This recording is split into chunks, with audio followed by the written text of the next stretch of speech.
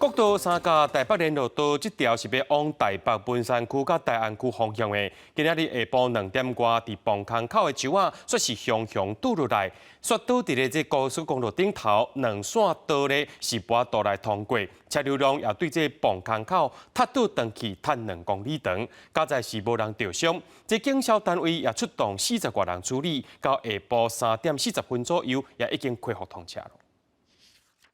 对监视器的画面内，当看到伫边坡正大丛的树仔忽然间倒落来，树叶仔和树枝甲转线的车道拢占掉，真侪车对磅空出来了后是完全袂当行，塞车上长，佫塞到2公里。这个意外是发生伫18拜四下晡的2点12，国道三甲新海路的联络道往西0.7公里处，国道警察接到报案了后，随就去处理，好佳在是无人受困。并无人员或车辆遭路树压到，也没有人员受伤，车辆受损。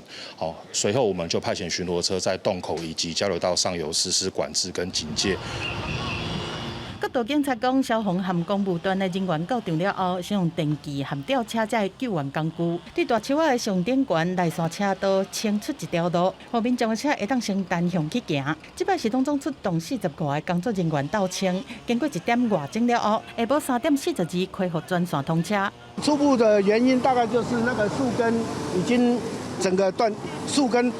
端部了已经大概50公分的地方，整个倒下来了就是已经腐蚀了，大概是这样子。高公局强调讲，佫需要进一步来了解边坡的土石敢有放落来，来确保国道边坡的安全，防止意外佫发生。记者综合报道。